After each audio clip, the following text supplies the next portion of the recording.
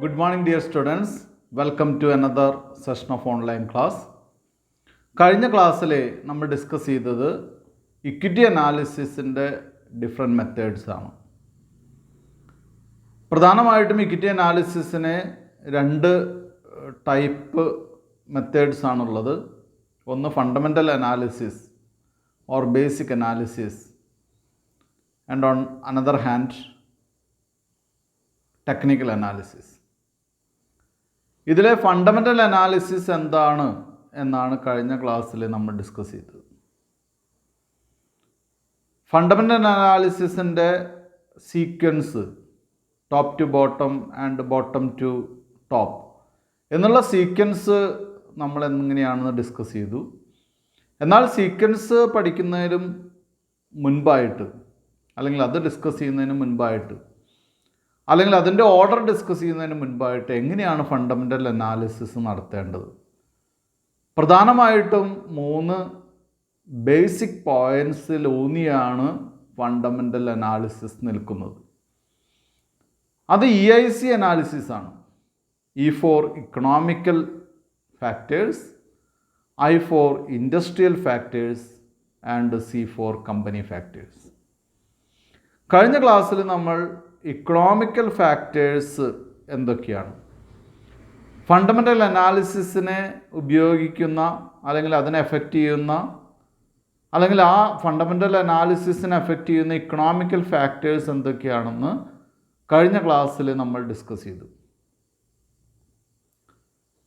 അതിനുശേഷം എന്താണ് industrial factors, എന്താണ് ഇൻഡസ്ട്രീസ് അല്ലെങ്കിൽ ഇൻഡസ്ട്രിയൽ ഫാക്ടേഴ്സ് എന്ന് പറയുമ്പോൾ factors affected industrial concerns prevailing one industry or one അല്ലെങ്കിൽ a group of homogeneous companies എന്നാണ് നമ്മൾ കഴിഞ്ഞ ദിവസം പറഞ്ഞു നിർത്തിയത്. അപ്പോൾ ഇൻഡസ്ട്രിയൽ ഫാക്ടേഴ്സ് സ്റ്റഡി ചെയ്യുമ്പോൾ നമ്മൾ എടുക്കുന്ന ഇൻഡസ്ട്രീസ് ഏതാണ്? പല ഇൻഡസ്ട്രീസും അറിയപ്പെടുന്നത് അതിൻ്റെ പ്രൊഡക്റ്റിൻ്റെ പേരിലാണ്. ഇപ്പോൾ സ്റ്റീൽ ഇൻഡസ്ട്രി, സിമൻറ്റ് ഇൻഡസ്ട്രി, ഭൂരിഭാഗം ഇൻഡസ്ട്രീസും അങ്ങനെ അറിയപ്പെടുന്നത് ആ ഇൻഡസ്ട്രി പ്രൊഡ്യൂസ് ചെയ്യുന്ന പ്രൊഡക്റ്റുകളുടെ പേരിലാണ്. അത്തരം അനാലിസിസാണ് ഇന്ന് നമുക്ക് ഡിസ്കസ് ചെയ്യാവുന്നത്. ഇൻഡസ്ട്രി അനാലിസിസിലെ ഒരു പ്രധാനപ്പെട്ട, അല്ലെങ്കിൽ എന്തൊക്കെ ഫാക്ടേഴ്സാണ് ഇൻഡസ്ട്രി അനാലിസിസിൽ എഫക്റ്റ് ചെയ്യുന്നതെന്ന് നോക്കാം നമുക്ക്. അതിൽ ഒന്നാമത്തെ പോയിൻ്റാണ് ഇൻഡസ്ട്രി അനാലിസിസിനെ എഫക്റ്റ് ചെയ്യുന്ന, അല്ലെങ്കിൽ ഇൻഡസ്ട്രിയൽ ഫാക്ടേഴ്സിൽ നമുക്ക് എടുക്കാൻ ചെയ്യുന്ന, ഇൻഫ്ലുവൻസ് ചെയ്യുന്ന ഒന്നാമത്തെ പോയിൻ്റാണ് പ്രോഡക്റ്റ് ഓർ സർവീസ്. അപ്പോൾ ഏത് പ്രോഡക്റ്റാണ്? ഞാൻ നേരത്തെ പറഞ്ഞ എന്താണ്, ഇൻഡസ്ട്രീസ് പലപ്പോഴും ഇൻഡസ്ട്രീസ് അറിയപ്പെടുന്നത് ആ ഇൻഡസ്ട്രി പ്രൊഡ്യൂസ് ചെയ്യുന്ന പ്രൊഡക്റ്റിൻ്റെ പേരിലാണ്. ആ പ്രൊഡക്റ്റ് ഓർ സർവീസസ് സെലക്ഷൻ എന്ന് പറയുന്നത് വളരെ വളരെ പ്രാധാന്യം അർഹിക്കുന്ന ഒന്നാണ്. മാത്രമല്ല പല ഇൻഡസ്ട്രീസിൻ്റെയും ഡെവലപ്മെൻറ്റ് എന്തായിരിക്കും? വ്യത്യസ്തമായിരിക്കും. അപ്പോൾ നമ്മൾ തിരഞ്ഞെടുക്കുന്ന ഇൻഡസ്ട്രിയുടെ പ്രോഡക്റ്റ് ആൻഡ് സർവീസസ് എന്ന് പറയുന്നത് വളരെ വളരെ പ്രധാനപ്പെട്ടതാണ്. ആ പ്രൊഡക്റ്റിൻ്റെയും സർവീസിൻ്റെയും നേച്ചർ എന്താണ്? ആ പ്രോഡക്റ്റിന് ഫ്യൂച്ചർ ഉണ്ടോ? ആ സർവീസസ് അവർ റെൻഡർ ചെയ്യുന്ന പ്രൊഡക്റ്റിനോ സർവീസസിനോ ഫ്യൂച്ചർ ഓറിയൻറ്റഡ് ആണോ? അത് ഫ്യൂച്ചറിൽ ഡെവലപ്പ് ചെയ്യാനുള്ള സാധ്യതയുണ്ടോ എന്ന് നോക്കിയിട്ട് വേണം നമ്മൾ എന്ത് ചെയ്യാൻ? ഇൻഡസ്ട്രി സെലക്ട് ചെയ്യുക. അല്ലെങ്കിൽ ഇൻഡസ്ട്രി സെലക്ട് ചെയ്യുന്ന സമയത്ത്, അല്ലെങ്കിൽ ഇൻഡസ്ട്രിയൽ സ്റ്റഡീസ് നടത്തുന്ന സമയത്ത്, അതുമല്ലെങ്കിൽ ഇൻഡസ്ട്രിയെ എഫക്റ്റ് ചെയ്യുന്ന ഫാക്ടേഴ്സിൽ ഒന്നാമത്തെ ഫാക്ടറായിട്ട് വരുന്നതാണ് പ്രൊഡക്ട്സ് ആൻഡ് സർവീസസ്. ഓരോ പ്രൊഡക്റ്റിനും ഒരു പ്രത്യേക എന്താ പറയുക ലൈഫ് സൈക്കിളും അതിൻ്റെ ഫ്യൂച്ചർ, അല്ലെങ്കിൽ അതിന് ഡെവലപ്പ് ചെയ്യാൻ പോകുന്നതാണോ എന്നൊക്കെ ഉള്ള സ്റ്റഡീസ് വളരെ വളരെ ഇമ്പോർട്ടൻ്റ് ആണ്. അത്തരം ഫാക്ടേഴ്സ് വളരെ വളരെ പ്രാധാന്യമുള്ളതാണ്. നെക്സ്റ്റ് ഈസ് എസ്റ്റിമേറ്റിംഗ് ഗ്രോത്ത് എന്ന് പറയുന്നതാണ്. നമ്മുടെ ഈ ഇൻഡസ്ട്രിക്ക് ഗ്രോത്ത് ഉണ്ടോ? ഭാവിയിലേക്ക് ഡെവലപ്മെൻ്റ് ഉള്ള ഒരു ഇൻഡസ്ട്രി ആണോ? അങ്ങനെ ഡെവലപ്മെൻ്റ് ഉള്ള ഇൻഡസ്ട്രി ആണോ? അല്ലെങ്കിൽ എന്താണ് അവരുടെ റവന്യൂസ്, അല്ലെങ്കിൽ അവരുടെ സെയിൽസ് കഴിഞ്ഞ കുറച്ച് വർഷങ്ങളിൽ അവർ റവന്യൂസും സെയിൽസും വോളിയൂംസൊക്കെ നമ്മൾ എന്ത് ചെയ്യണം, കറക്റ്റായിട്ട് അനാലിസിസ് നടത്തിയിരിക്കണം. അങ്ങനെ നടത്തുമ്പോൾ നമ്മുടെ ഉള്ളിൽ ഉണ്ടായിരിക്കേണ്ട പ്രധാനപ്പെട്ട 3 ചോദ്യങ്ങൾ എന്ന് പറയുന്നത് നമ്മുടെ കമ്പനിയുടെ അല്ലെങ്കിൽ ഇൻഡസ്ട്രി ഗ്രോത്തും GDP ഗ്രോത്തും എങ്ങനെയാണ്, ഒരേ പൊസിഷനിലാണോ പോകുന്നത്. നമ്മുടെ കമ്പനിയുടെ ഗ്രോത്ത് എന്ന് പറയുന്നത്, ഇൻഡസ്ട്രിയുടെ സെയിൽസ് ഗ്രോത്ത് എന്ന് പറയുന്നത്, ഗ്രോത്ത് റേറ്റ് എന്ന് പറയുന്നതും GDP ഗ്രോത്ത് റേറ്റ് എന്ന് പറയുന്നതും അല്ലെങ്കിൽ ഒരേ രീതിയിലാണോ. രണ്ടാമത്തെ കാര്യം എന്ന് പറയുന്നത് നമ്മുടെ ഗ്രോത്ത് റേറ്റ് ചേഞ്ച് എന്ന് പറയുന്നത് റിയൽ GDP ഗ്രോത്ത് റേറ്റ് ചേഞ്ചുമായിട്ട് കണക്റ്റഡ് ആണോ, അല്ലെങ്കിൽ അത് കമ്പയർ ചെയ്യാൻ സാധിക്കുമോ. മൂന്നാമത്തെ കാര്യം എന്ന് പറയുന്നത് നമ്മുടെ പ്രൈസ് ഇൻഡെക്സ് എന്ന് പറയുന്നത് ഓവറോൾ റേറ്റ് ഓഫ് ഇൻഫ്ലേഷനുമായിട്ട് ബന്ധപ്പെട്ട് എങ്ങനെയാണ് ഇരിക്കുന്നത്.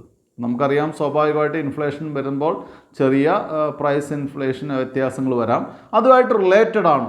ഇത്തരം ചോദ്യങ്ങൾ നമ്മുടെ ഉള്ളിൽ ഉണ്ടായിരിക്കേണ്ടതും അതിന് ഉത്തരം കണ്ടെത്തേണ്ടതും നിർബന്ധമാണെന്ന് പറയുന്നു. അതുപോലെ തന്നെ പല കേസുകളിൽ പല ഇൻഡസ്ട്രീസിലും നമ്മൾ ചെയ്യുന്നത് എന്താണെന്ന് വെച്ചാൽ കോമ്പീറ്റിംഗ് കമ്പനിയാണോ, ഏതെങ്കിലും കോമ്പീറ്റിംഗ് പെർഫോമൻസ് നടത്തുന്ന കമ്പനികളാണോ. ഇപ്പോൾ ചില കേസുകളിൽ നമുക്കറിയാം whether the company is getting a growing share of a growing industry.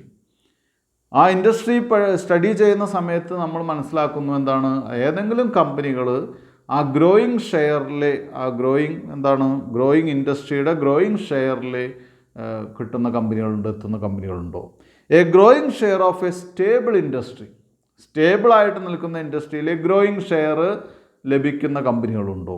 A growing share of a decline industry, ഡിക്ലൈനിൽ പോയിക്കൊണ്ടിരിക്കുന്ന ഇൻഡസ്ട്രിയിലെ ഗ്രോയിങ് ഷെയർ ഉള്ള കമ്പനികളുണ്ടോ. ഇത്തരം കാര്യങ്ങളൊക്കെ നമുക്ക് സ്റ്റഡി ചെയ്യുമ്പോൾ നിർബന്ധമായിട്ട് നമ്മൾ അറിഞ്ഞിരിക്കേണ്ടതാണ്. മാത്രമല്ല ഒരു കമ്പനിയുടെ ഇൻകം എന്ന് പറയുന്നത് എന്താണ്, അവരുടെ combination of the prices of their products and the volume of unit of sales ആണ്.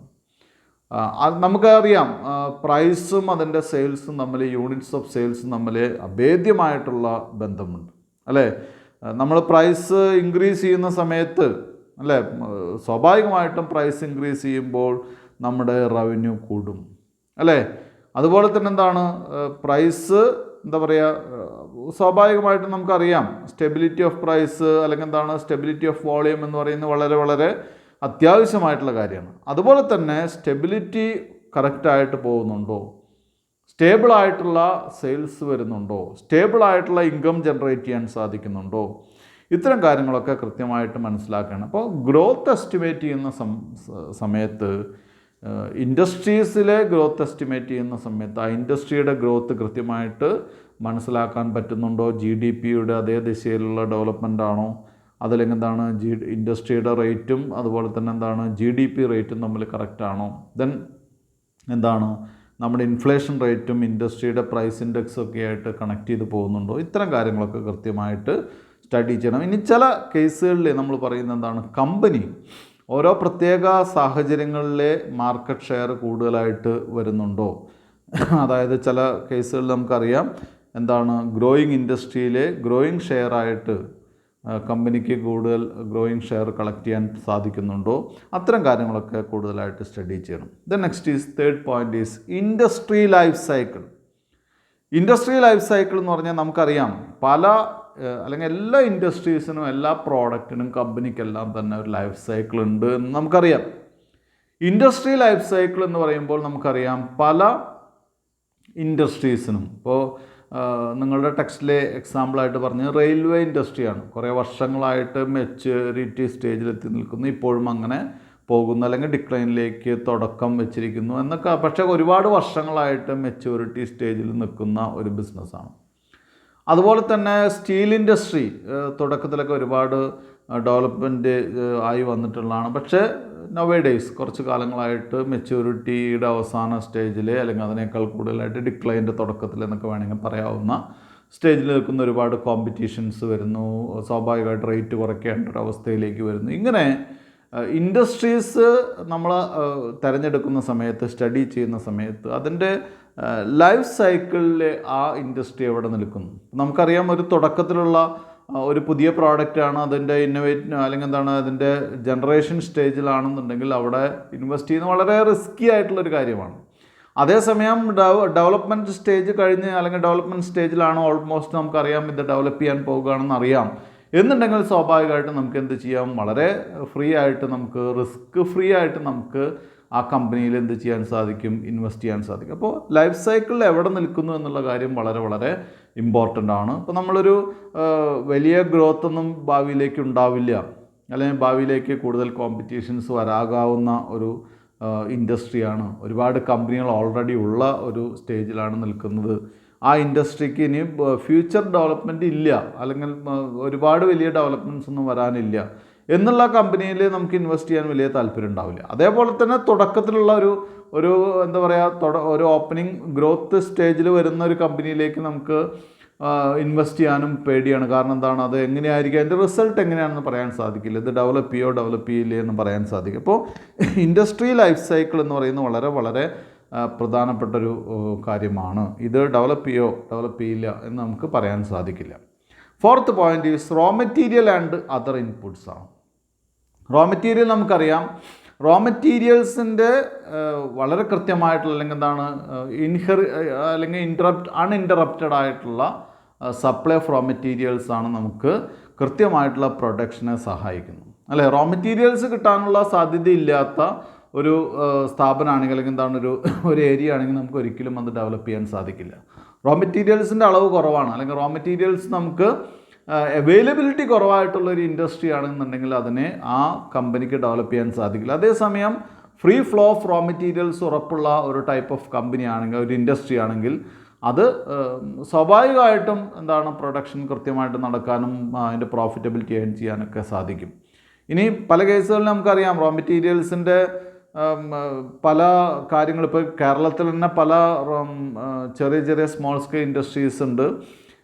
എക്സാമ്പിളായിട്ട് PVC പൈപ്സും ഇതൊക്കെ ഉണ്ടാക്കുന്ന കമ്പനികൾക്ക് PVC റെസിൻ സപ്ലൈ ചെയ്യുന്നു, അല്ലെങ്കിൽ ഒരു കമ്പനിയാണ് പ്രധാനമായിട്ടും റെസിൻ സപ്ലൈ ചെയ്യുന്നത്. സ്വാഭാവികമായിട്ട് ആ കമ്പനിയുടെ ഡയറക്ഷൻസ് അനുസരിച്ച് പ്രൊഡക്ഷനും പ്രൈസിങ്ങും ഒക്കെ മുന്നോട്ട് കൊണ്ടുപോകേണ്ടി വരാകാവുന്ന ഒരവസ്ഥയുണ്ട്. ഇനി ചില കേസുകളിൽ അത് ഇമ്പോർട്ട് ചെയ്യേണ്ടി വന്നേക്കാം, ചില കേസുകളിൽ റോ മെറ്റീരിയൽസ് അപ്പോൾ ഇതൊക്കെ എന്തിനെ എഫക്റ്റ് ചെയ്യുന്ന കാര്യങ്ങളാണ്? പ്രൈസിനെ എഫക്റ്റ് ചെയ്യുന്ന കാര്യങ്ങളാണ്. പ്രൈസ് കൂടുന്തോറും സ്വാഭാവികമായിട്ടും പ്രോഫിറ്റബിലിറ്റി കുറയുന്നു കേട്ടോ. അപ്പോൾ അതൊക്കെ ഇൻഡസ്ട്രിയൽ അനാലിസിസിനെ എഫക്റ്റ് ചെയ്യുന്ന കാര്യമാണ്. അഞ്ചാമത്തെ point, production cost and profit, അല്ലേ? പ്രൊഡക്ഷൻ കോസ്റ്റ് ആൻഡ് പ്രോഫിറ്റ് എന്ന് പറയുന്നത് നമുക്കറിയാം, മാർക്കറ്റ് ഇൻക്രീസ് ചെയ്യുക, അല്ലെങ്കിൽ നമ്മുടെ കൺസ്യൂമേഴ്സ് കൂടുക, കൂടുതൽ ഉപഭോക്താക്കൾ വരിക, സ്വാഭാവികമായിട്ടും ബിസിനസ് ഇൻക്രീസ് ചെയ്യുന്നു, നമ്മുടെ പ്രോഫിറ്റ് ഇൻക്രീസ് ചെയ്യും, അല്ലേ? അതേസമയം ഇവിടെ യൂണിറ്റ് കോസ്റ്റ് നമുക്കറിയാം, റോ മെറ്റീരിയൽസ് കിട്ടാതെ വരികയോ അല്ലെങ്കിൽ മാർക്കറ്റ് ഷെയർ കൂടുന്ന സമയത്ത് തന്നെ റോ മെറ്റീരിയൽസിന് ടൈറ്റ് വരികയോ, അതല്ലെങ്കിൽ മെറ്റീരിയൽസിൻ്റെ മറ്റ് കാര്യങ്ങളോ, അതല്ലെങ്കിൽ മറ്റേതെങ്കിലും ഇൻപുട്സൊക്കെ എഫക്റ്റ് ചെയ്യുകയാണെങ്കിൽ, പ്രൊഡക്ഷൻ കോസ്റ്റ് കൂടുകയാണെങ്കിൽ, സ്വാഭാവികമായിട്ടും പ്രൊഡക്ഷൻ കോസ്റ്റ് കൂടുകയാണെങ്കിൽ അത് നമ്മുടെ എന്തിനെ ബാധിക്കും? പ്രോഫിറ്റിനെ ബാധിക്കും. അതേസമയം പ്രോഫിറ്റ് അല്ലെങ്കിൽ കൺസ്യൂമേഴ്സ് കൂടുകയാണ്, നമ്മുടെ പ്രൊഡക്ഷൻ കൂടുകയാണ്, സ്വാഭാവികമായിട്ടും കോസ്റ്റ് കുറയുന്നു, പ്രോഫിറ്റ് കൂടുന്നു. അങ്ങനെ വരികയാണെങ്കിൽ അത് എഫക്റ്റ് ചെയ്യുന്നു. ദെൻ അല്ലാത്ത ഒരു കാര്യം വരികയാണെങ്കിൽ പ്രോഫിറ്റ്. ഇനി ചില കേസുകളിൽ നമുക്കറിയാം പ്രൊഡക്ഷൻ പ്രൈസ് അല്ലെങ്കിൽ ഡിമാൻഡ് കൂടുമ്പോൾ പ്രൊഡക്ഷൻ കൂടി, സെയിൽസ് കൂടി, പ്രോഫിറ്റ് കൂടി. അപ്പോൾ നമുക്ക് എന്ത് ചെയ്യാം? വേണമെങ്കിൽ സെയിൽസിൻ്റെ അല്ലെങ്കിൽ സെല്ലിംഗ് പ്രൈസ് കുറച്ച് നമുക്ക് എന്ത് ചെയ്യാം? സെയിൽസ് കൂട്ടാം. അതല്ലെങ്കിൽ സെല്ലിംഗ് പ്രൈസ് കുറയ്ക്കാതെ പ്രോഫിറ്റ് മാക്സിമൈസ് ചെയ്യാം. ഇങ്ങനെ പല ഓപ്ഷൻസ് ഉണ്ട്. അപ്പോൾ ഇതൊക്കെ എന്തിനെ ബാധിക്കുന്നതാണ്? ഇൻഡസ്ട്രിയൽ ഫാക്ടേഴ്സിൽ വരുന്ന കാര്യമാണ്. ദെൻ ആറാമത്തെ പോയിന്റ്, കോമ്പറ്റിറ്റീവ് ഫോഴ്സസ്, അല്ലേ? നമുക്ക് എല്ലാവർക്കും അറിയാം കോമ്പറ്റിറ്റീവ് ഫോഴ്സസ് എന്ന് പറയുന്നത് കൃത്യമായിട്ടും മാർക്കറ്റിലുള്ള കാര്യങ്ങളാണ്. സ്വാഭാവികമായിട്ടും പല ബിസിനസ്സുകളും നിന്ന് പോകുന്ന കോമ്പറ്റിറ്റീവ് ഫാക്ടേഴ്സിൻ്റെ ഫോഴ്സസിൻ്റെ എഫക്റ്റ് കൊണ്ടാണ്. Then Michael Porter in his book competitive strategy technique for analysing industries and competitors, Free Press 1980, described 5 basic competitive forces that determine the attractiveness of an industry and that can drastically change the future growth and valuation of companies within the industry. അതായത് Michael Porter എന്ന് പറയുന്ന വ്യക്തി അദ്ദേഹത്തിൻ്റെ ബുക്കിൽ കൃത്യമായിട്ട് 5 factors identify ചെയ്തിരിക്കുന്നു. അത് വളരെ വ്യാപകമായി, വളരെ മോശമായിട്ട് തന്നെ, അല്ലെങ്കിൽ വളരെ നല്ല രീതിയിൽ തന്നെ എന്തിനെ എഫക്റ്റ് ചെയ്യുന്നു? ബിസിനസ്സിനെ എഫക്റ്റ് ചെയ്യുന്നു. അത്തരം പോയിൻറ്റ്സ് ഫ്യൂച്ചർ ഗ്രോത്തിനെ കൃത്യമായിട്ട് എഫക്റ്റ് ചെയ്യുന്നതാണ് ഇൻഡസ്ട്രിയൽ കൺസേൺസിൽ, ഇൻഡസ്ട്രിയൽ ഫാക്ടേഴ്സിൽ. എന്തൊക്കെയാണെന്ന് നോക്കാം നമുക്ക്. ഒന്നാമത്തെ point, the ease of entry for new competitors to that industry. അതായത് ഒരു ഇൻഡസ്ട്രിയിലേക്ക് പുതിയ കോമ്പറ്റീറ്റേഴ്സിനെ അല്ലെങ്കിൽ പുതിയ കമ്പനിക്ക് കടന്നു വരാനുള്ള ഈസിനെസ്, പുതിയ ഒരു കമ്പനിക്ക് കടന്നു വരാനുള്ള ഒരു സാഹചര്യം ഉള്ള ഒരു ഇൻഡസ്ട്രി ആണോ? പുതിയൊരു കമ്പനിക്ക് കടന്നു വരാനുള്ള സാഹചര്യം ഉള്ള ഒരു ഇൻഡസ്ട്രി ആണോ എന്ന് ചോദിച്ചു കഴിഞ്ഞാൽ അവിടെ സ്വാഭാവികമായിട്ടും ഹൈ കോമ്പറ്റീഷൻ ഉണ്ടാവും. ഹൈ കോമ്പറ്റീഷൻ ഉണ്ടാകുമ്പോൾ ചെറിയ ചെറിയ കമ്പനികളൊക്കെ ബിസിനസ്സിന് പുറത്ത് പോകേണ്ടി വരും, പൊട്ടിപ്പോകേണ്ടി വരും, അല്ലേ? അപ്പോൾ എങ്ങനെയാണ് ഇതിൻ്റെ സാഹചര്യം ഉണ്ടാവുക? എങ്ങനെയാണ്? നമുക്കെല്ലാവർക്കും അറിയാവുന്നൊരു കാര്യം എന്താണ്?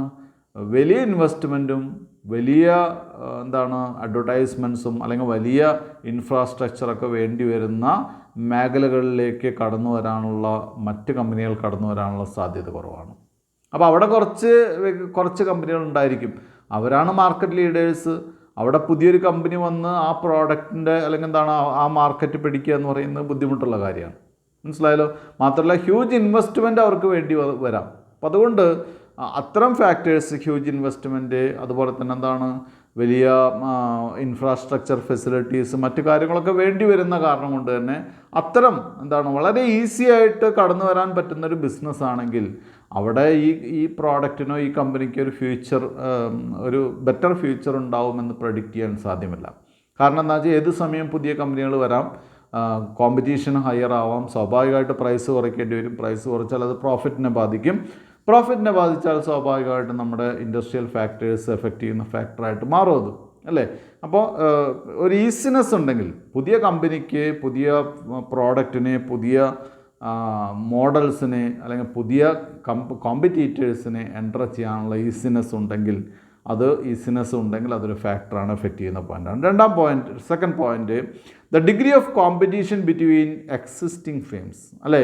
ഇപ്പോഴുള്ള ഫേംസ് തമ്മിലുള്ള കോമ്പറ്റീഷൻ്റെ ലെവൽ എങ്ങനെയാണ്, അല്ലേ? അത് എന്തിന് ഡിപ്പെൻഡ് ചെയ്യുന്നതാണ്? The number of competitors, their relative strength, the rate of industry growth and the extent to which products are unique. അതായത് ഒരേ ടൈപ്പ് പ്രോഡക്റ്റ് ആണോ, നമ്പർ ഓഫ് കോമ്പറ്റീറ്റേഴ്സ് എത്രയുണ്ട്, അവരുടെ സ്ട്രെങ്ത് എന്താണ്, അല്ലെ, അവരെ ഇൻഡസ്ട്രി ഗ്രോത്ത് എന്താണ്. അപ്പോൾ ഇങ്ങനെയുള്ള ഒരുപാട് കാര്യങ്ങൾ. അപ്പോൾ നമുക്കറിയാം നമ്മുടെ ഇൻഡസ്ട്രികളിലെ പല പുതിയ പ്രോഡക്റ്റുകൾ വരുന്നു, പല പുതിയ കമ്പനികൾ വരുന്നു. അവരെ വന്ന് കുറച്ച് നാളുകൾക്കുള്ളിൽ തന്നെ മാർക്കറ്റ് അവർ കൺട്രോൾ ചെയ്യുന്നു. മാർക്കറ്റിൻ്റെ ഒരു മെയിൻ മെജോറിറ്റി പോർഷൻ അവരെടുക്കുന്നു. അതിന് പല റീസൺസ് ഉണ്ട്, പല കാരണങ്ങളുണ്ടെങ്കിൽ കൂടി അത്തരം സംഭവങ്ങളുണ്ട്. നമുക്കറിയാം കമ്മ്യൂണിക്കേഷനിൽ ജിയോ മൊബൈൽ നെറ്റ്വർക്ക്സ് കടന്നു വന്നു.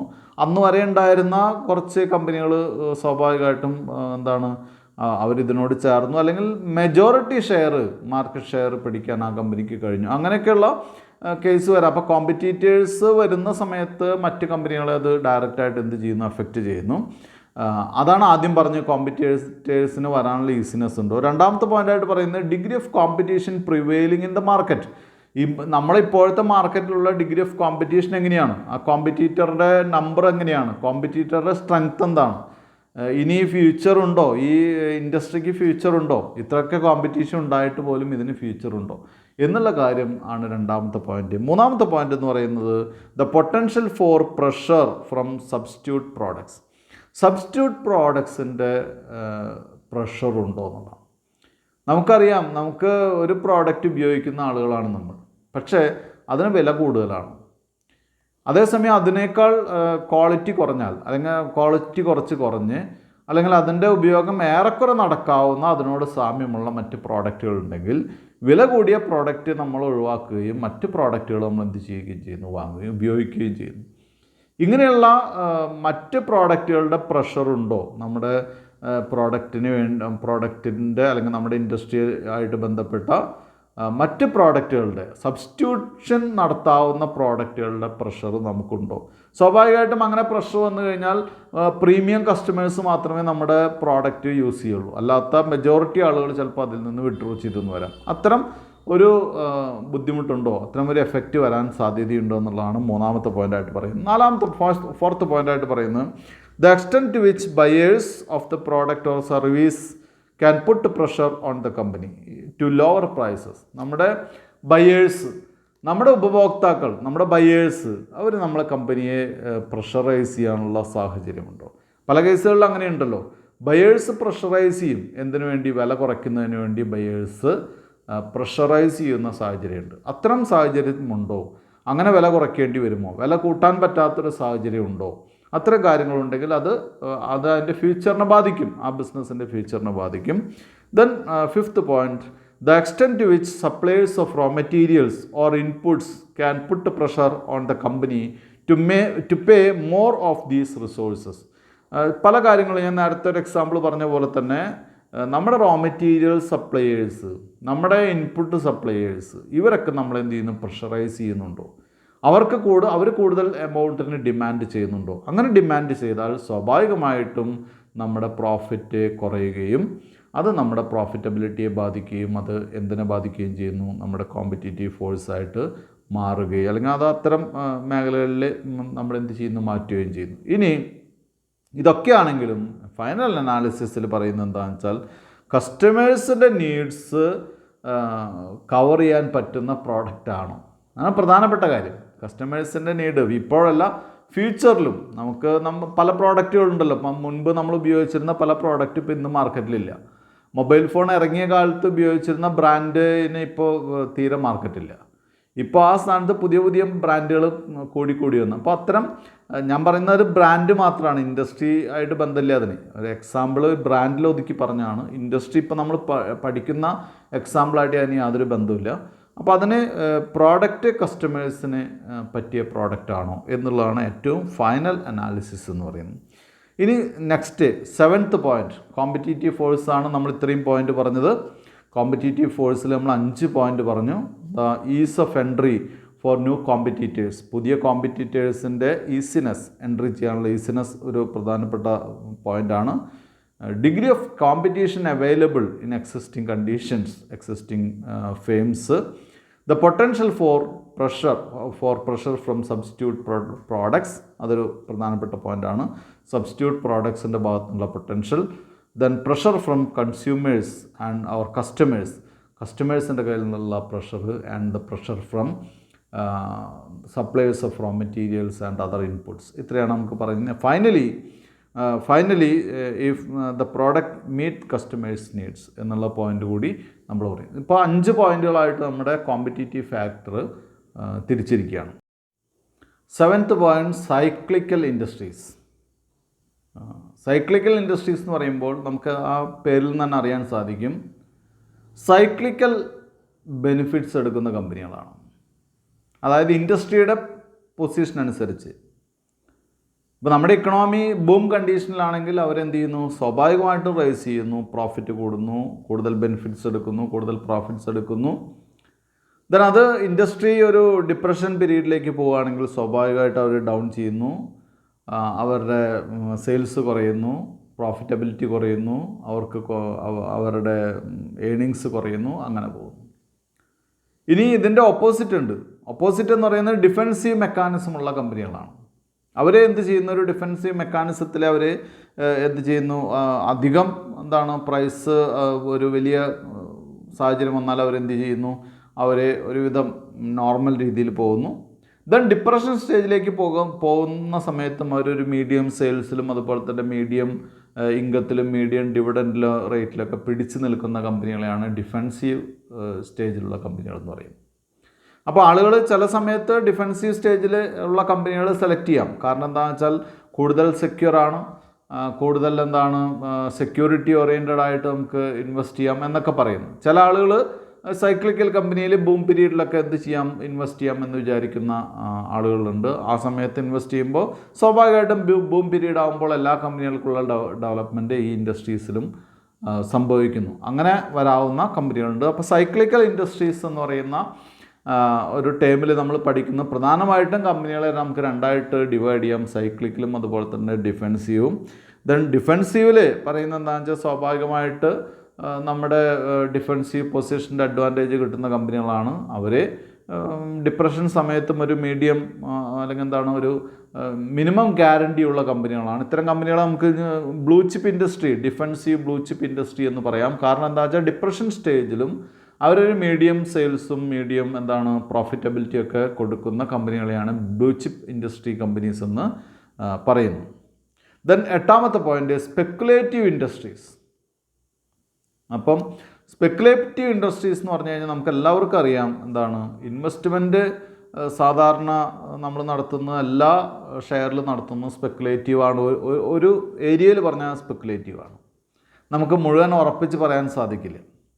എങ്കിലും ചില ഷെയറുകളിൽ നടത്തുന്നത് കൂടുതൽ സ്പെക്കുലേറ്റീവാണ്. അപ്പോൾ നമ്മൾ പുതിയൊരു ഇൻഡസ്ട്രി, പുതിയൊരു കമ്പനി വരികയാണ്, ഡെവലപ്പ് ചെയ്ത് വരുന്ന കമ്പനിയാണ്, ഡെവലപ്പിംഗ് സ്റ്റേജിലുള്ള കമ്പനിയാണ്, അതിൽ ഇൻവെസ്റ്റ് ചെയ്യുക എന്ന് പറയുന്നത് തീർച്ചയായിട്ടും സ്പെക്കുലേറ്റീവ് നേച്ചറാണ്. കാരണം നമുക്കൊരിക്കലും അത് പ്രഡിക്റ്റ് ചെയ്യാൻ സാധിക്കില്ല. വളരെ എഫിഷ്യൻ്റ് ആയിട്ടുള്ള ആളുകൾക്ക് മാത്രമേ ഇതിൻ്റെ ഗ്രോത്ത് എന്ത് ചെയ്യാൻ സാധിക്കുള്ളൂ, പ്രഡിക്റ്റ് ചെയ്ത് പറയാൻ സാധിക്കുള്ളൂ. അത്തരം ഇൻവെസ്റ്റ്മെൻറ്റിനെ നമുക്ക് എന്തായിട്ട് പറയാം, സ്പെക്കുലേറ്റീവ് ഇൻഡസ്ട്രീസ് എന്ന് പറയാം. അതുപോലെ തന്നെ എന്താണ്, ഒരു ഡിഫെൻസീവ് സിസ്റ്റം ഇല്ലാത്ത കമ്പനികളായിരിക്കാം, അതാണെങ്കിൽ അങ്ങനെ ചെയ്യാം. ദെൻ ഇത്തരം കമ്പനികളെയാണ് സാധാരണ സ്പെക്കുലേറ്റീവ് എന്ന് പറയുന്നത്. ഇപ്പം നമുക്ക് പറയാം എന്താണ്, സാധാരണ എമർജിങ് സ്റ്റേജിലുള്ള പുതിയൊരു പ്രോഡക്റ്റോ അല്ലെങ്കിൽ പുതിയൊരു ഇൻഡസ്ട്രിയോ പുതിയൊരു പ്രോഡക്റ്റോ അല്ലെങ്കിൽ പുതിയൊരു കമ്പനി, എക്സിസ്റ്റിംഗ് പ്രോഡക്റ്റ് തന്നെയായിരിക്കാം, പുതിയൊരു കമ്പനി വരികയാണെങ്കിൽ അത് എമർജിങ് സ്റ്റേജാണ്. ആ കമ്പനിയിൽ ഇൻവെസ്റ്റ് ചെയ്ത് കഴിഞ്ഞാൽ നമുക്കറിയാൻ സാധിക്കില്ല. പക്ഷേ നല്ല മാനേജ്മെൻറ്റും നല്ല പോളിസികളുള്ള കമ്പനികൾക്ക് ഡെവലപ്പ് ചെയ്യാം, നമുക്ക് ഹൈ ഇൻകം ലഭിക്കാം, ഹൈ ഡെവലപ്മെൻറ്റ് ആ കമ്പനിക്ക് ഉണ്ടാവാം. പല കമ്പനികളും വലിയ പ്ലാനുകളൊക്കെ ആയിട്ട് വന്ന് മാനേജ്മെൻറ്റ് വളരെ മോശമായതുകൊണ്ട് മോശമായിട്ട് പോകുന്ന കമ്പനികളുണ്ട്. അതേസമയം നല്ല മാനേജ്മെൻറ്റ് ഉണ്ടായിട്ടും പ്ലാൻസ് കൃത്യമല്ലാത്ത കമ്പനികളുണ്ടാവാം. അവിടെയൊക്കെയാണ് നമ്മൾ ശ്രദ്ധിക്കേണ്ട കാര്യങ്ങളെന്ന് പറയുന്നത്. ഇപ്പോൾ പുതിയൊരു പ്രോഡക്റ്റ് ലോഞ്ച് ചെയ്യാണ്, പക്ഷേ അവരുടെ ടീം ബെസ്റ്റാണ്. പുതിയൊരു പ്രോഡക്റ്റ് ലോഞ്ച് ചെയ്യുന്നു, പക്ഷേ അല്ലെങ്കിൽ പുതിയൊരു കമ്പനി ലോഞ്ച് ചെയ്യുന്നു, പക്ഷേ അവരുടെ ടീം, അവരുടെ മാനേജ്മെൻറ്റ് നമുക്കറിയാവുന്ന മാനേജ്മെൻറ്റാണ്, മറ്റ് പല മേഖലകളിലും കഴിവ് തെളിയിച്ചിട്ടുള്ള മാനേജ്മെൻ്റ് ആണെങ്കിൽ സ്വാഭാവികമായിട്ടും ആളുകൾക്ക് അവിടെ ഇൻവെസ്റ്റ് ചെയ്യാനുള്ള താല്പര്യം വരും. കാരണം എന്താണെന്ന് വെച്ചാൽ ആ മാനേജ്മെൻറ്റിൽ ആളുകൾക്കൊരു വിശ്വാസമുണ്ട്. അത്തരം കാര്യങ്ങൾ ഇതിനെ എന്ത് ചെയ്യുന്നു, എഫക്റ്റ് ചെയ്യുന്നു. ദെൻ ഒൻപതാമത്തെ കപ്പാസിറ്റി യൂട്ടിലൈസേഷൻ. കപ്പാസിറ്റി യൂട്ടിലൈസേഷൻ നമുക്കറിയാം, നമുക്ക് നമ്മുടെ പ്രൊഡക്റ്റ് അല്ലെങ്കിൽ നമ്മുടെ പ്ലാന്റ് അല്ലെങ്കിൽ നമ്മുടെ ഇൻഡസ്ട്രിക്ക് ഡിമാൻഡ് ഉണ്ട്, സെയിൽസ് ഉണ്ട്, ഫുൾ കപ്പാസിറ്റി അല്ലെങ്കിൽ കൂടുതൽ പ്രോഡക്റ്റുകൾ നമ്മൾ എന്ത് ചെയ്യുന്നു, പ്രൊഡ്യൂസ് ചെയ്യുന്നു. സ്വാഭാവികമായിട്ടും നമുക്ക് ഫുൾ കപ്പാസിറ്റി യൂട്ടിലൈസേഷൻ സാധ്യമാകും. അതായത് ഇപ്പോൾ എക്സാമ്പിൾ പറയുകയാണെങ്കിൽ 1000 യൂണിറ്റ്സ് പെർ അവർ ആണ് നമ്മുടെ പ്രൊഡക്ഷൻ. ഞാൻ ഒരു പ്രൊഡക്ഷൻ എക്സാമ്പിൾ മാത്രമാണ് പറയുന്നത് കേട്ടോ. നമ്മുടെ കമ്പനിയുടെ പ്രൊഡക്ഷൻ എന്ന് പറയുന്നത് 1000 യൂണിറ്റ് പെർ അവറാണ്. പക്ഷേ നമുക്കിപ്പോൾ ഡിമാൻഡ് ഉള്ളത് 500 യൂണിറ്റ് പെർ അവറാണ്, അല്ലേ? നല്ല ബിസിനസ്, നമ്മുടെ ബിസിനസ്സൊക്കെ നല്ല രീതിയിൽ വരികയാണെങ്കിൽ സ്വാഭാവികമായിട്ടും നമുക്ക് 1000 യൂണിറ്റ് പ്രൊഡ്യൂസ് ചെയ്യാൻ പറ്റിയാൽ, ആ മുഴുവൻ കപ്പാസിറ്റി നമുക്ക് യൂട്ടിലൈസ് ചെയ്യാൻ സാധിച്ചാൽ നമുക്ക് മറ്റ് രീതികളിലൊക്കെ എന്തായിരിക്കും, ബെനിഫിറ്റ് ആയിരിക്കും. ലോ കോസ്റ്റ് ഓഫ് പ്രൊഡക്ഷൻ വരും. സ്വാഭാവികമായിട്ടും നമ്മുടെ പ്രൈസും ഇതുമായിട്ട് കമ്പയർ ചെയ്യുമ്പോൾ പ്രോഫിറ്റബിലിറ്റി ഭയങ്കര ഹൈ ആയിരിക്കും. സ്വാഭാവികമായിട്ട് ആ കമ്പനിക്ക് ഗ്രോത്ത് ഉണ്ടായിരിക്കും. അപ്പോൾ ഫുൾ കപ്പാസിറ്റി യൂട്ടിലൈസേഷൻ നടത്തുന്നൊരു കമ്പനിയാണ് ഫ്യൂച്ചറിലേക്ക് അതിൻ്റെ പ്രോഡക്റ്റിൻ്റെ ഡിമാൻഡ് കൂടുകയുള്ളൂ എന്നൊക്കെ പറയുന്നത് ഇതിൻ്റെ ഒരു ഇമ്പോർട്ടൻറ്റ് ഫാക്ടറാണ്. The nature of demand. Nature of demand എന്ന് പറയുന്നത് ഇപ്പോഴത്തെ ഡിമാൻഡ്, ഇപ്പോൾ അതിന് നല്ല ഡിമാൻഡുള്ളൊരു പ്രോഡക്റ്റ് ആയിരിക്കും, പക്ഷേ അതിൻ്റെ ഫ്യൂച്ചറിൽ അതിൻ്റെ ഡിമാൻഡ് ഉണ്ടോ എന്ന് നോക്കിയിട്ട് കൂടിയായിരിക്കും നമ്മളതിൻ്റെ ഇൻവെസ്റ്റ്മെൻറ്റ് നടത്തും. ഇപ്പം ഞാൻ നേരത്തെ പറഞ്ഞില്ലേ, ഇപ്പോൾ എല്ലാവരും ഉപയോഗിക്കുന്നത് സ്മാർട്ട് ഫോണാണ്. പഴയ ടൈപ്പ് ഫോണും മാർക്കറ്റിൽ നിന്ന് അപ്രത്യക്ഷമായി ആരും തന്നെ അല്ലെങ്കിൽ വളരെ കുറച്ച് ആളുകൾ മാത്രമേ ഉപയോഗിക്കുന്നുള്ളൂ. അപ്പോൾ ആ പ്രോഡക്റ്റിന് എന്തില്ല, ഫ്യൂച്ചറില്ല, അല്ലേ?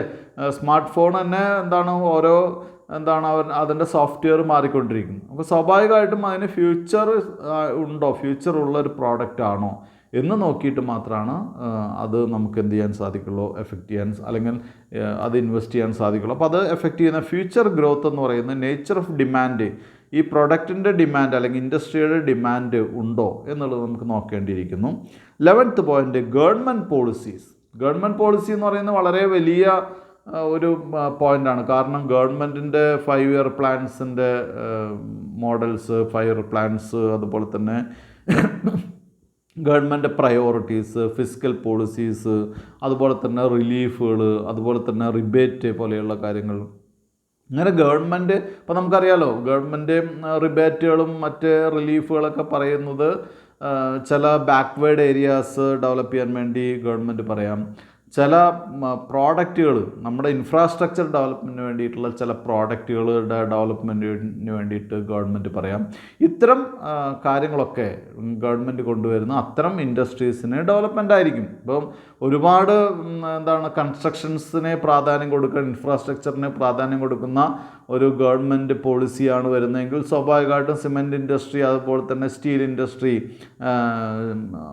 ഇരുമ്പ്, കമ്പി, അത്തരം കാര്യങ്ങളൊക്കെ സ്വാഭാവികമായിട്ട് ഡെവലപ്പ് ചെയ്ത് വരും അല്ലേ. അതിനൊക്കെ ഒരു ബൂം പീരിയഡ് അല്ലെങ്കിൽ അതിനൊക്കെ ഒരു ഡെവലപ്മെൻറ്റ് വരാം. അപ്പോൾ ഗവൺമെൻറ് പോളിസി ഒരു പ്രധാനപ്പെട്ട കാര്യമാണ് ഇൻഡസ്ട്രിയൽ ഫാക്ടേഴ്സിൽ.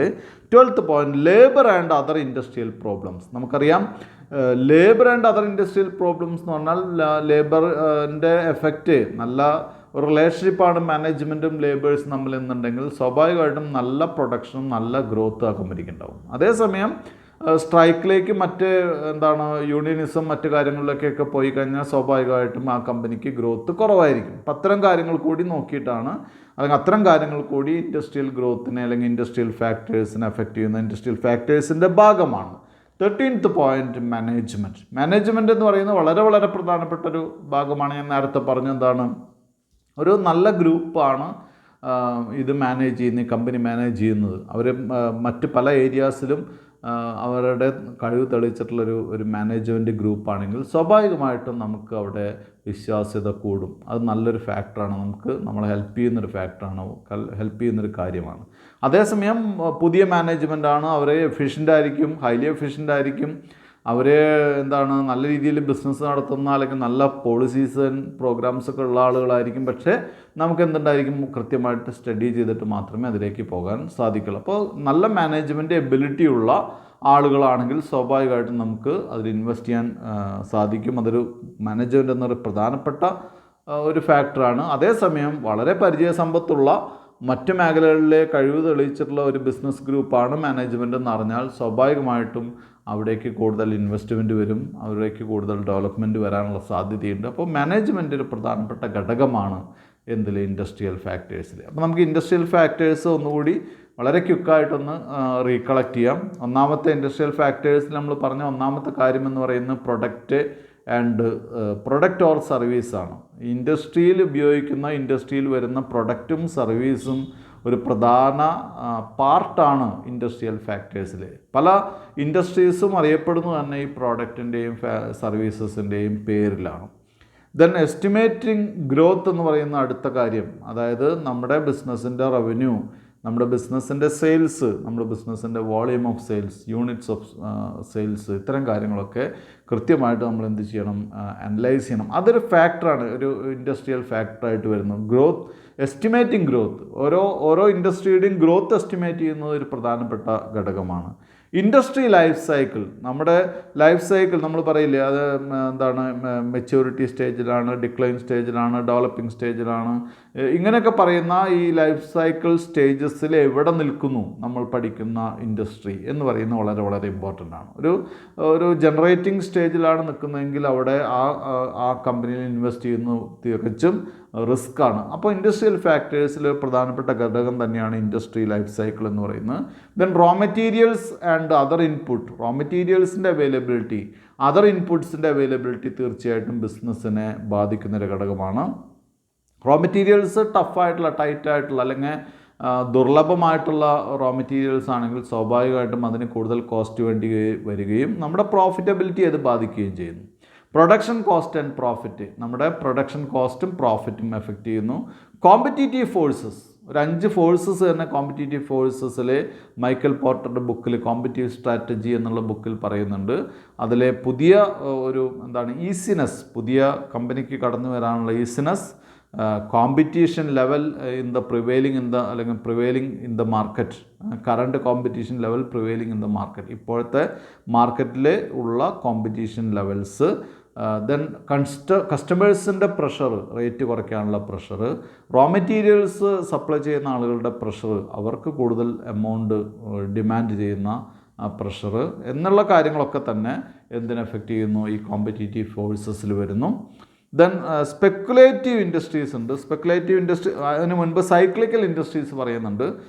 സൈക്ലിക്കൽ ഇൻഡസ്ട്രീസ് എന്ന് പറഞ്ഞാൽ ഇൻഡസ്ട്രീസിൽ നമ്മൾ പ്രധാനമായിട്ട് രണ്ട് പാർട്ടുകളായിട്ട് ഡിവൈഡ് ചെയ്യാം. സൈക്ലിക്കൽ ഇൻഡസ്ട്രീസും അതുപോലെ തന്നെ ഡിഫെൻസീവ് ഇൻഡസ്ട്രീസും. സൈക്ലിക്കൽ ഇൻഡസ്ട്രീസ് എന്ന് പറഞ്ഞാൽ ആ ബൂം പീരീഡ് വരുമ്പോൾ മാർക്കറ്റ് കണ്ടീഷൻസ് നല്ല കണ്ടീഷൻസ് ആകുമ്പോൾ അവർ ഡെവലപ്പ് ചെയ്യുന്നു, മാർക്കറ്റ് കണ്ടീഷൻസ് മോശമാകുമ്പോൾ അവർ മോശമാകുന്നു.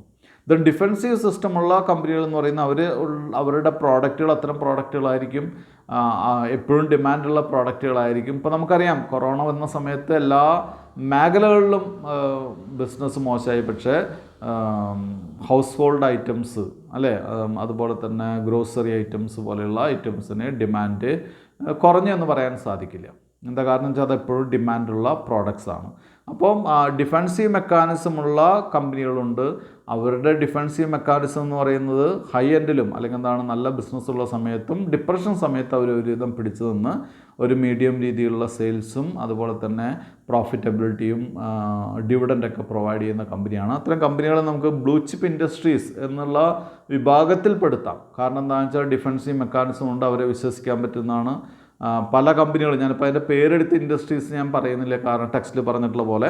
കാരണം എന്താണെന്ന് വെച്ചാൽ അത്ര ആ ഇൻഡസ്ട്രി ഇപ്പോൾ നല്ല ഡെവലപ്മെൻറ്റ് രീതിയിലല്ല നിൽക്കുന്നത്, അതുകൊണ്ട് ഞാൻ പറയുന്നില്ല.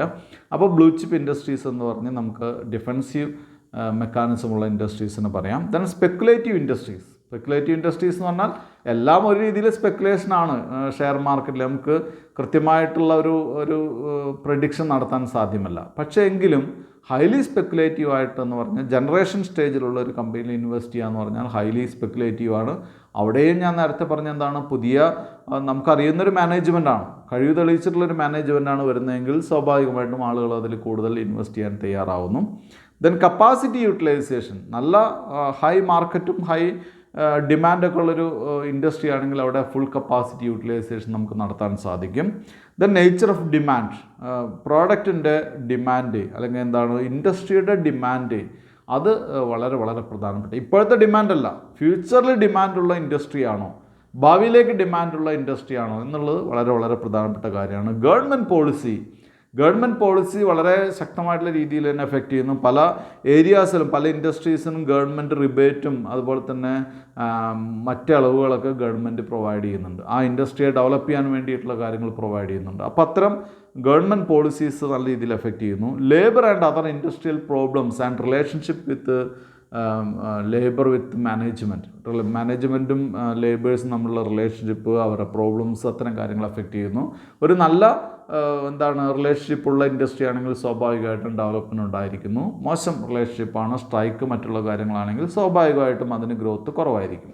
മാനേജ്മെൻറ്റ്, ഏറ്റവും ലാസ്റ്റ് മാനേജ്മെൻറ്റാണ്. എഫിഷ്യൻറ്റ് മാനേജ്മെൻറ്റാണ് ഏറ്റവും വലിയ ശക്തി എന്ന് പറയുന്നത്. ബിസിനസ്സിൻ്റെ ഏറ്റവും വലിയ ശക്തി എന്ന് പറയുന്നത് എഫിഷ്യൻ്റ് ആയിട്ടുള്ള മാനേജ്മെൻറ്റാണ്. നമുക്കറിയാം, നേരത്തെ പറഞ്ഞ പോലെ തന്നെ നല്ല പേരുള്ള മറ്റ് ഏരിയകളിൽ ബിസിനസ് നടത്തി പേരുള്ള മാനേജ്മെൻ്റ് ആണെങ്കിൽ സ്വാഭാവികമായിട്ടും ഒരു പരിധി വരെ അവർ ഡെവലപ്പ് ചെയ്യുന്നു. പക്ഷേ അത് പോരാ, നമ്മൾ എന്ത് ചെയ്യണം, കൃത്യമായിട്ടുള്ള അനാലിസിസ് നടത്തണം. മാനേജ്മെൻറ്റിൻ്റെ കപ്പാസിറ്റി, അവർക്ക് മാനേജ് ചെയ്യാനുള്ള കപ്പാസിറ്റി ഉണ്ടോ എന്നുള്ള കാര്യം കൃത്യമായിട്ട് നടത്തണം. നല്ല മാനേജ്മെൻ്റ് ആണെങ്കിൽ അത് നമ്മുടെ ഒരു നല്ല ഇൻഡസ്ട്രിയൽ ഫാക്ടേഴ്സിന് അല്ലെങ്കിൽ നല്ല ഇൻഡസ്ട്രിയൽ ഫാക്ടേഴ്സിൽ ഏറ്റവും പ്രധാനപ്പെട്ട ഒരു പോയിൻ്റാണ് മാനേജ്മെൻറ്റ് എന്ന് പറയുന്നത്. നല്ല മാനേജ്മെൻ്റ് ആണെങ്കിൽ ഹൈ പ്രോഫിറ്റബിലിറ്റി ഉണ്ടാകുന്നു, നല്ല റിസോഴ്സ് യൂട്ടിലൈസേഷൻ വരുന്നു, നല്ല വാല്യൂ കമ്പനിക്ക് ഉണ്ടാവും. EIC അനാലിസിസിലെ തേർഡ് പോയിൻ്റാണ് കമ്പനി അനാലിസിസ്. നമുക്കറിയാം economic factors, industrial factors, then company factors or company analysis. Industry എന്ന് പറയുമ്പോൾ group of companies, group of homogeneous companies or group of companies producing same items, same products, ഇതിനെയാണ് നമ്മൾ industry എന്ന് പറയുന്നത്. Steel ഉണ്ടാക്കുന്ന കമ്പനികളൊക്കെ steel industries എന്ന് പറയുന്നു. Cement ഉണ്ടാക്കുന്ന കമ്പനികളൊക്കെ സിമൻറ്റ് ഇൻഡസ്ട്രി എന്ന് പറയുന്നു. എല്ലാം ചേർത്ത് ഇനി നമ്മൾ എന്ത് ചെയ്യണം, ആ ലിസ്റ്റിൽ നിന്ന് ഒന്നുകൂടി നാരോ ചെയ്യണം. അതിലെ പ്രധാനപ്പെട്ട കമ്പനികൾ ഏതൊക്കെയാണ്? സിമെൻറ്റ് ഇൻഡസ്ട്രിയിൽ ഒരുപാട് കമ്പനികളുണ്ട്, 500 കമ്പനികളുണ്ടെന്ന് വിചാരിക്കുക. അതിന് നമ്മൾ എന്ത് ചെയ്യണം?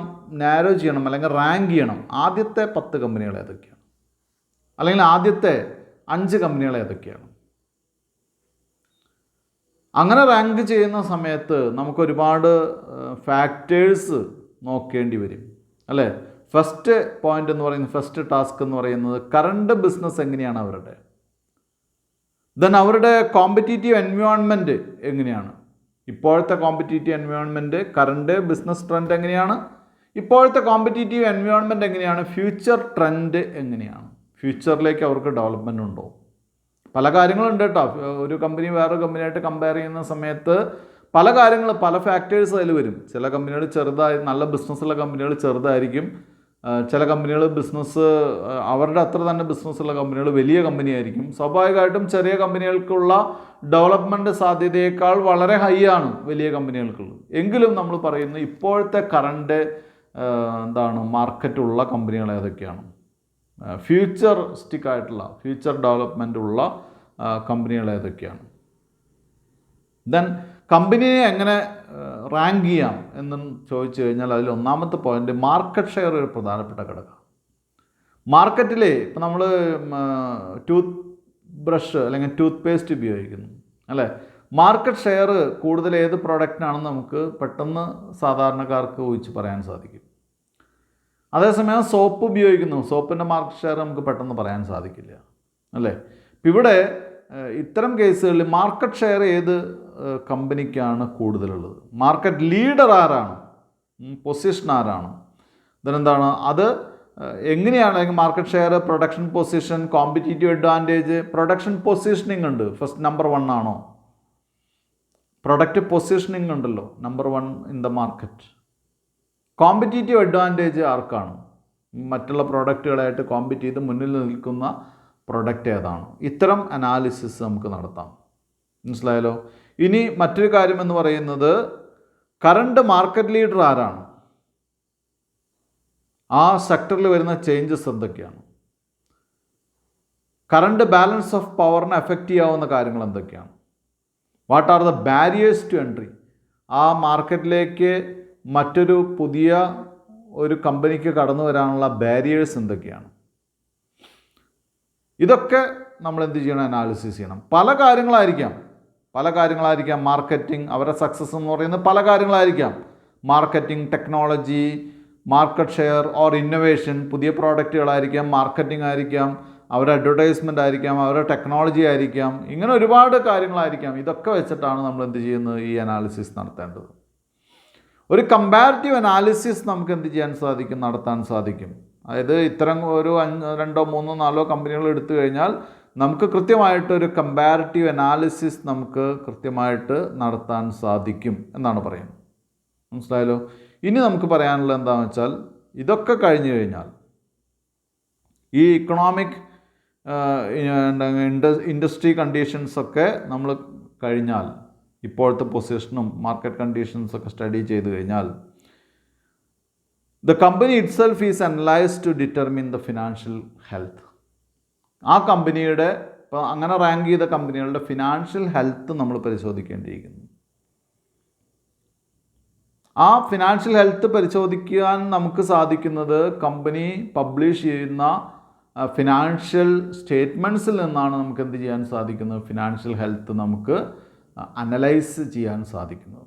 അതിനുവേണ്ടി ഈ സ്റ്റേറ്റ്മെൻറ്റുകളിൽ നിന്ന് നമുക്ക് ഒരുപാട് റേഷ്യോസ് ഉപയോഗിച്ച് അവരുടെ ഹെൽത്ത്, ഫിനാൻഷ്യൽ കപ്പാസിറ്റി നമുക്ക് അനലൈസ് ചെയ്യാൻ സാധിക്കും.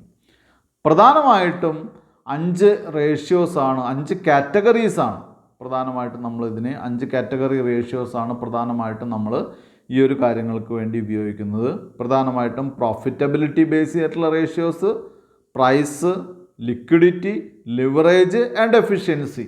ഇത്തരം കാറ്റഗറീസിലാണ് നമ്മൾ എന്ത് ചെയ്യുന്നത്, കൃത്യമായിട്ട് റേഷ്യോസ് ഉപയോഗിച്ച് സ്റ്റഡി ചെയ്യുന്നു, മനസ്സിലായല്ലോ. ഇവിടെ ഒരു കമ്പനിയുടെ റേഷ്യോസ് മാത്രം ഉപയോഗിച്ച് നമുക്കൊരു വ്യക്തത കിട്ടില്ല. കാരണം എന്താണെന്ന് വെച്ചാൽ അതിൻ്റെ ബേസ് എന്താണ്, അതിൻ്റെ സ്റ്റാൻഡേർഡ് എന്താണ് എന്ന് നമുക്കറിയാൻ ബുദ്ധിമുട്ടുണ്ടായിരിക്കും. അപ്പോൾ സാധാരണ ചെയ്യുന്നത് എന്താണെന്ന് വെച്ചാൽ, ഒരു കമ്പനിയുടെ സ്റ്റഡീസ് മറ്റ് സിമിലർ കമ്പനികളായിട്ട് കമ്പയർ ചെയ്തിട്ടാണ് നമ്മൾ എന്ത് ചെയ്യുന്നത്, അതിൻ്റെ റിസൾട്ടിലേക്ക് എത്തുന്നത്. അപ്പോൾ ഒരു റേഷ്യോ അനാലിസിസ് നമ്മൾ എടുത്തു കഴിഞ്ഞാൽ സിമിലർ ഏരിയയിൽ അല്ലെങ്കിൽ സിമിലർ നേച്ചറുള്ള മറ്റ് കമ്പനികളുടെ റേഷ്യോസായിട്ട് നമ്മൾ എന്ത് ചെയ്യുന്നു, കമ്പയർ ചെയ്യുന്നു. അങ്ങനെ കമ്പയർ ചെയ്തിട്ടാണ് നമ്മൾ അതിൻ്റെ റിസൾട്ടിലേക്ക് എത്തുന്നത്. അവിടെയും വലിയ പ്രോബ്ലംസ് ഉണ്ട്. കാരണം എന്താണെന്ന് വെച്ചാൽ ചില കമ്പനികൾ വളരെ ചെറിയ കമ്പനികളായിരിക്കും, ചില കമ്പനികൾ വലിയ സ്ട്രെങ്ത് അല്ലെങ്കിൽ വലിയ റേഞ്ചിലുള്ള കമ്പനികളായിരിക്കും. അപ്പോൾ അവരുടെ റേഷ്യോസ് തമ്മിൽ കമ്പയർ ചെയ്തിട്ട് കാര്യമില്ല. എങ്കിലും ഇങ്ങനെ ഏറെക്കുറെ ഒരു രീതിയിലാണ് കമ്പാരിസൺ നടത്തിയിട്ടാണ് നമ്മൾ എന്ത് ചെയ്യുന്നത്, ഇതിൻ്റെ financial growth, financial stability, financial analysis നടത്തുന്നത്. എന്തായാലും നമുക്ക് അടുത്ത പോയിന്റുകൾ, ബിസിനസ് പ്ലാൻ പോലെയുള്ള പോയിന്റുകൾ അടുത്ത ക്ലാസ്സിൽ ഡിസ്കസ് ചെയ്യാം. ഇന്നത്തെ ക്ലാസ് ഞാൻ ഇവിടെ നിർത്തുകയാണ്. Thank you very much.